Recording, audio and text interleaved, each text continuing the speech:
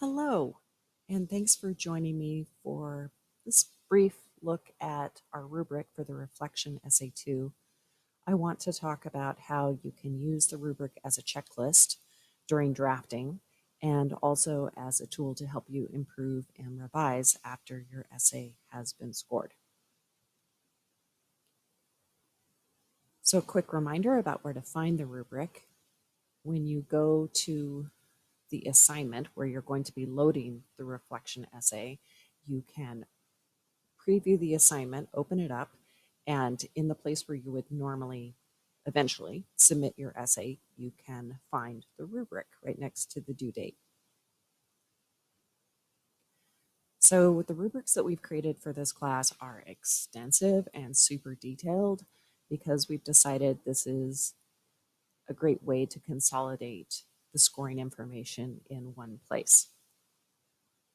One of the first things to ask yourself is how much each element is worth. So you can see on the left-hand side, we've added the percentage of points that you get for that element. The introduction is 20%.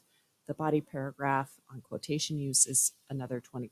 And you can look down the left-hand column and see how many points you can get percentage-wise for each section of your essay. They are put in order of where they occur in the essay, not how many points they're worth. So you can check out the weighting individually in the list.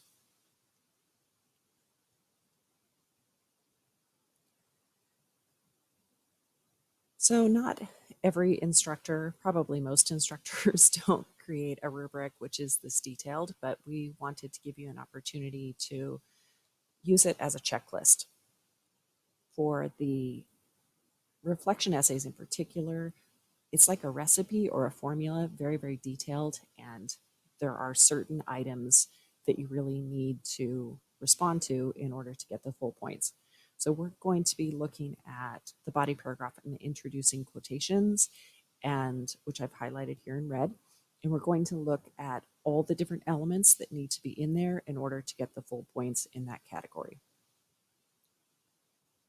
Okay, so I've put red boxes around each of the elements. Right.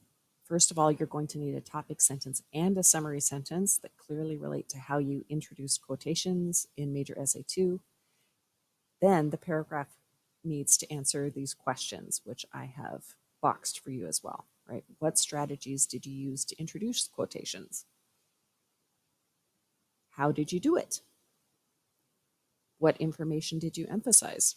What is your strongest introduction of a quotation? Why? What is your weakest introduction and why? So each of these needs to be answered in order to get the full points. And there's, in terms of like what strategies you used, these are the tactics that we have been discussing in the last couple of weeks of trying to clarify ideas, trying to summarize the ideas in the source, giving the credentials of your author, maybe highlighting a prestigious source that this article comes out of, any of those. So there's no one answer, but you need to be reflecting on how you accomplished that and what you were trying to emphasize. Right? So we're trying to, in some ways, in this essay, tell your reader the ways in which you intentionally put together your source introductions. So you can count them. There are 9 different elements required for this paragraph. That doesn't mean that there will be 9 different sentences, but you need to make sure that each of these questions are answered by the time you finish the paragraph. So be patient and careful. I recommend going back and using, I love a checklist. I love a good checklist. So I recommend going back and making sure that each of these elements has been answered. So that was just one checklist from one of the boxes in the rubric. You'll need to, sort through each box to make sure that you're hitting it correctly in each of the different areas. There are 3 different kinds of body paragraphs you have to produce. So uh, go over the rubric carefully. When you're done and you get it scored, you will be able to see your score when you look at the rubric because different boxes will be highlighted. And so if you come back to the rubric after it's scored, and if you see elements highlighted in the far right hand column, that's the excellent column. Very low priority for revision. You could just pat yourself on the back. You're really nailing that skill, and things are looking good if you continue to do that kind of work for the third reflection essay. If you have items that are highlighted in the middle column, that's the passing column. It's a low priority for revision, but it's a place to work to improve for the next essay.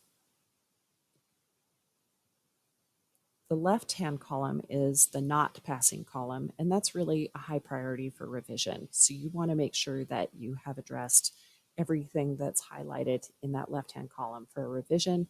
And this is the place to focus. Write yourself a couple questions to ask when you come and talk to the embedded tutor or talk to your professor, and make sure that you understand how to improve. You know, sometimes we try to be as clear as possible, but sometimes, you know, it just needs an extra explanation. So keep track of what's in that left-hand column for revision and ask your questions. We're here to answer them. Good luck, and we look forward to seeing your reflection essay too.